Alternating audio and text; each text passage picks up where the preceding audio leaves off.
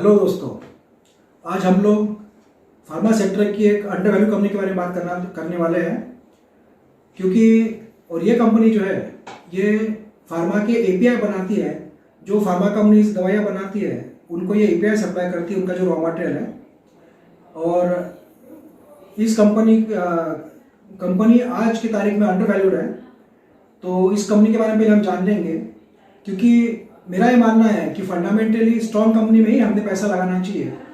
हम लोग penny stock के या कम वैल्यू के स्टॉक के पीछे जाते हैं, पर हमें फंडामेंटली स्ट्रॉन्ग कंपनी के बारे में देखना चाहिए। तो इस कंपनी का अभी हमें पी जो है वो मिल रहा है 18 के पी पे। ये स्टॉक अभी हमको अवेलेबल है। ये कंपनी डिविडेंड भी देती है। इसका ROC 33.8% है और इसका ROE 33.90 है, जो कि दोनों भी बहुत अच्छा है। इसका फेस वैल्यू 10 रुपये है। तो आने वाले समय में ये कंपनी स्प्लिट भी दे सकती है, तो उससे भी हमें फ़ायदा हो सकता है। EPS देखिए, इस कंपनी का 15.3 का EPS है। दोस्तों, कोई भी कंपनी में इन्वेस्ट करने के पहले हमें ये सब चीज़ें देखना चाहिए, क्योंकि अर्निंग पर शेयर जो होता है उससे पता चलता है कि कंपनी कितना इनकम कर रही है या नहीं कर रही है। डेट टू इक्विटी जो लोन है इस कंपनी पे, वो रेशो है सिर्फ 0.49, जो कि 1 के अंदर है, तो वो भी अच्छी बात है।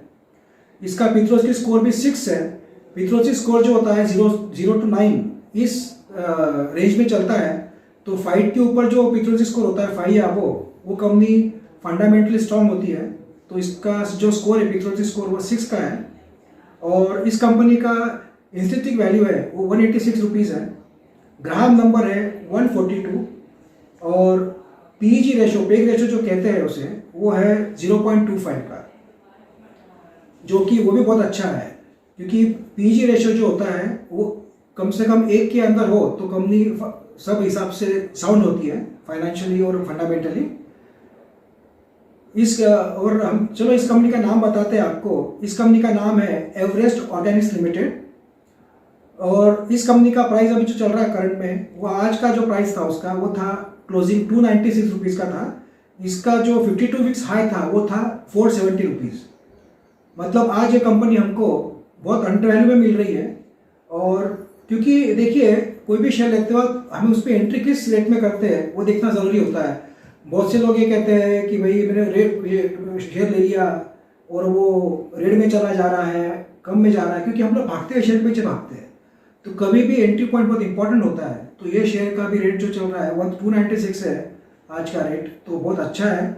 तो एवरेस्ट ऑर्गेनिक्स का अगर हम लोग इसके अंदर अगर हम ये भी बात करेंगे सेल्स की, तो ये भी काफ़ी अच्छा है। और नेट प्रॉफिट भी हर क्वार्टर अच्छा दिया जा रहा है। इसका जो जून क्वार्टर का सेल था वो था 51 करोड़ रुपीज़ और नेट प्रॉफिट था 2.13 करोड़ रुपीज़। और अगर इसका TTM देखेंगे 12 मंथ्स ट्रेलिंग का, तो उसका नेट प्रॉफिट आ रहा है 12 करोड़ का और सेल आ रहा है 190 करोड़ का। तो ये भी अच्छी प्रॉफिट देने वाली कंपनी है।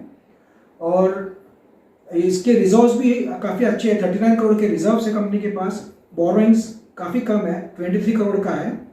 और असेट्स भी, फिक्स असेट्स और अदर असेट्स भी 92 करोड़ के उसके अदर असेट्स है और फिक्स असेट 44 करोड़ के हैं। अगर हम इसके शेयर होल्डिंग पैटर्न की बात करें तो प्रोमोटर के पास 74.15% का प्रोमोटर होल्डिंग है।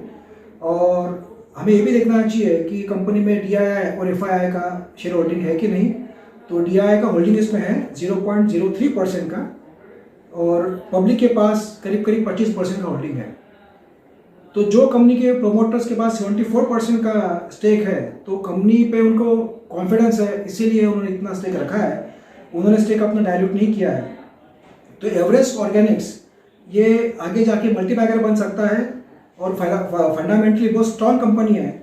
और हमें ये देखना चाहिए कि इसका आगे जाके ग्रोथ कैसा रहेगा। तो आप तो जानते हैं कि फार्मा सेक्टर में तो ऐसा कोई मंदी का सवाल रहता नहीं है।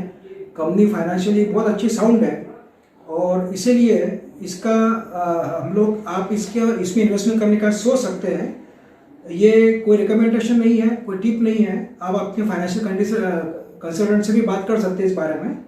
पर एवरेस्ट ऑर्गेनिक्स आगे जाके मल्टीबैगर बनने का मादा रखता है, ऐसा मुझे लगता है। फिर मिलेंगे नेक्स्ट वीडियो में। Thank you.